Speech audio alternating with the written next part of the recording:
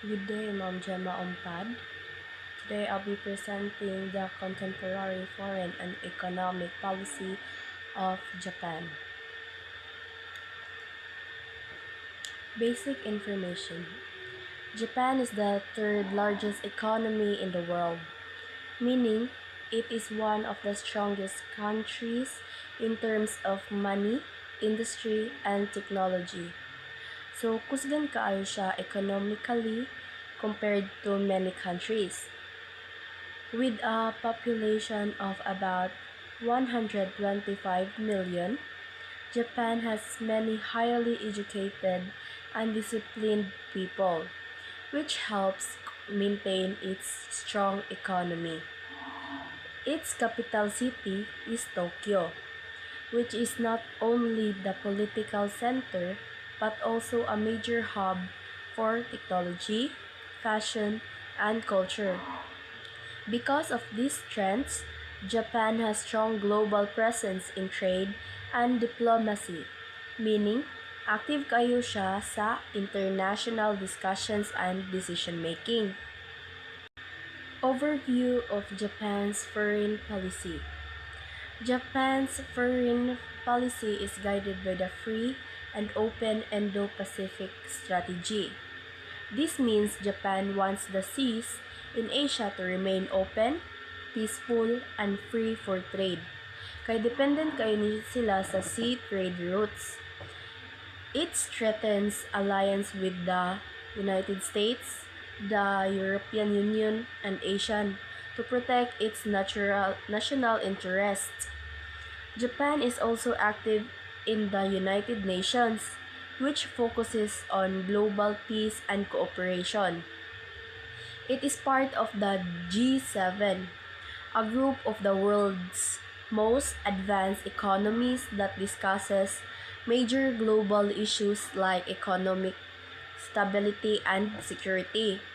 Being part of the G7 shows that Japan is one of the leading powers in the world.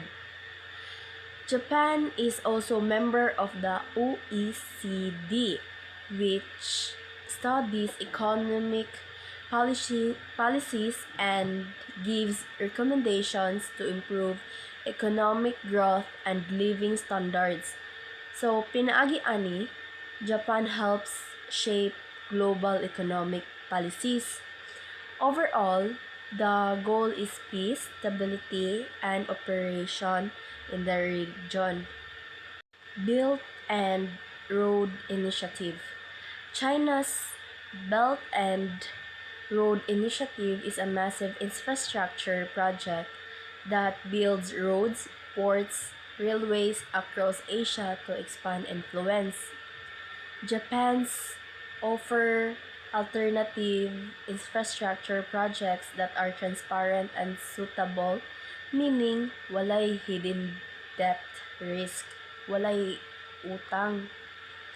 Through this strategy, Japan positions itself as a reliable and responsible development partner in Asia, strengthening regional trust and cooperation. Japan's economic policy. Japan's economic policy focuses on free and fair trade under the rules of the World Trade Organization. The WTO sets the global rules for international trade, making sure trade between countries is fair and predictable. So, by following WTO rules, Japan supports a stable global trading system. Japan also signs economic partnership agreements or EPA. An EPA is a trade agreement between countries that reduces tariffs and improves business cooperation, meaning masayon ang trade and investment between partners. Japan is a key member of the CPTPP or Comprehensive and Progressive Agreement for Trans-Pacific Partnership, which is a major trade agreement among countries in the Asia-Pacific region. It promotes free trade and lowers trade barriers. helping Japan expand its exports. Japan is also part of RCEP, or the Regional Comprehensive Economic Partnership, which is one of the largest trade agreements in the world, connecting Asia-Pacific economies. This strengthens Japan's trade ties in the region. Through these agreements, Japan ensures economic security, stability, supply chains, and stronger global connections. Major trade partners.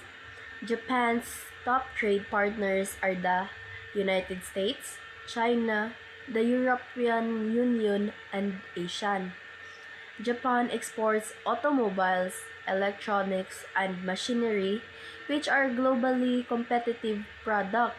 However, Japan imports energy resources, raw materials, and food because it lacks natural resources. This is why trade agreements like WTO, CPTPP, and RCEP are very important. Kaya without global trade, lisod kaayo para sa Japan mag-survive economically. Japan and globalization. Japan plays a major role in globalization. It leads in manufacturing and advanced technology, producing goods used worldwide. As a member of the G7 and OECD, Japan helps shape international economic policies and global standards. Through the Global Trade Organization, Japan promotes free trade and cooperation among nations. Aside from economics, Japan spreads cultural influence globally through anime, fashion, and cuisine. Current issue and challenges. Japan faces several challenges today. It must balance the rivalry between the United States and China, both important economic partners. It also responds to security threats from North Korea's missile program. Japan struggles with energy security and climate commitments because it imports most of its energy. Lastly, its aging population affects economic productivity and long-term growth. Conclusion. To conclude, Japan balances security, diplomacy, and economic growth through organizations like the G7, OECD, and WTO, and agreements like EPA, CPTPP, and RCEP. Japan plays an active role in shaping global policies. Despite challenges, Japan remains one of the most influential countries in both regional and global affairs. Thank you.